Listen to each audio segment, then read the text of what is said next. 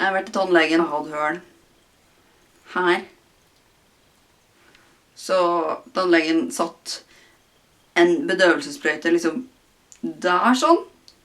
Egentlig her sånn. Og når bedøvelsen var med å gå ut, jeg kan fremdeles liksom ikke kjenne hele nesen min.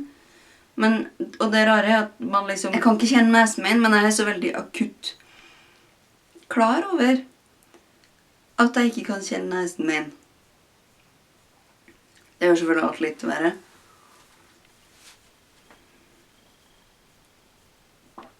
Jeg kan ikke kjenne tanna mi heller. Ja. Jeg digger uoversettelig ord. For eksempel så har du på spansk et ord som et begrep for den følelsen du opplever. Den fryser på ryggen, begynner å grine-følelsen du har når du opplever noe spesielt vakkert kunstnerisk nå. Det har de et begrep for på spansk.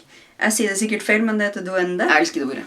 Det er fantastisk. Jeg skulle ønske vi hadde det på norsk. Man merker ikke nødvendigvis at det finnes sånne ord på ditt eget språk. Jeg har innsett at det gjør det jo, for jeg satt jo og kikket på lista over uoversettelige ord, og da kom jeg over et par norske. For eksempel utepils. Jeg skjønner ikke at det ikke finnes et ord for det andre steder i verden. Kanskje det har noe med liksom...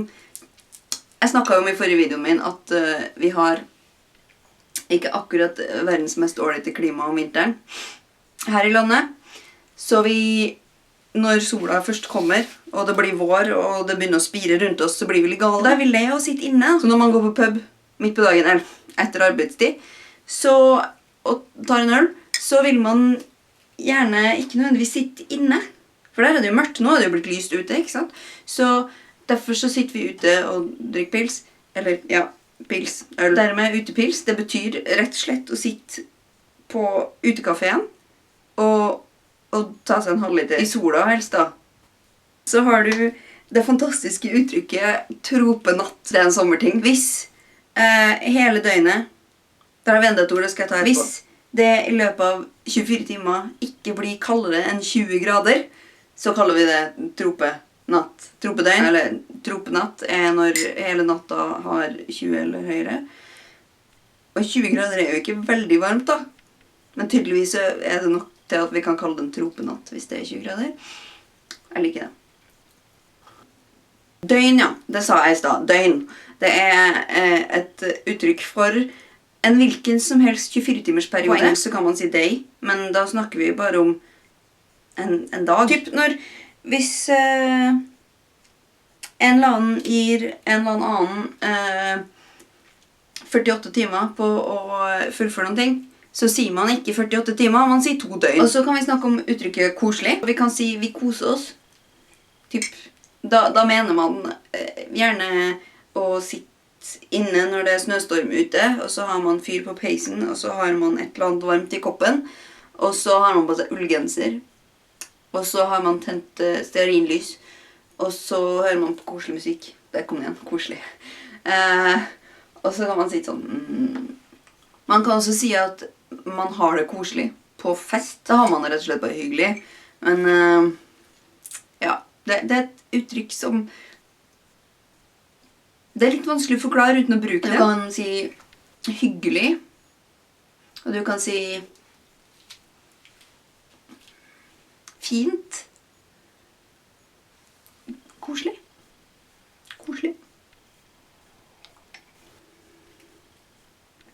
Det er noen i hagen.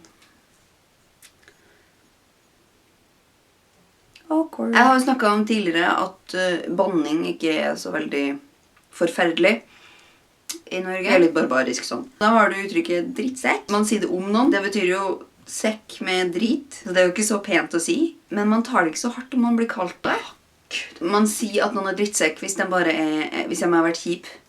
Eller hvis du ikke liker dem. Hvis de har oppført seg litt teit og dårlig. Så kan man si drittsekk. Man kan si det til noen, eller så kan man si åh, han er så drittsekk. Åh, han er så min. Pålegg. Det var et ord jeg ikke visste at det ikke eksisterte andre steder. Pålegg, det er det du legger på brødskiva når du skal spise den. Vi spiser en del brød i Norge. Du vet når du har smør og så en osteskive oppå brødskiva, da er osten pålegget.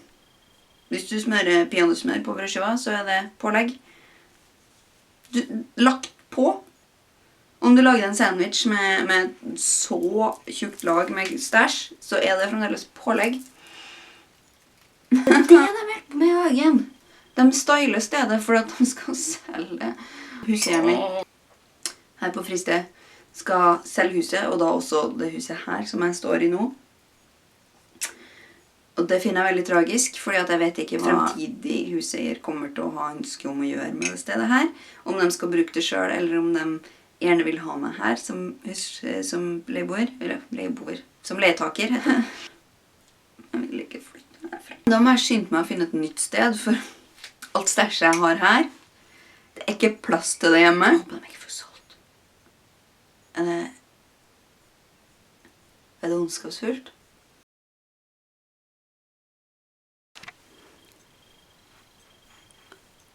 Jeg har følt i overleppa! Yay!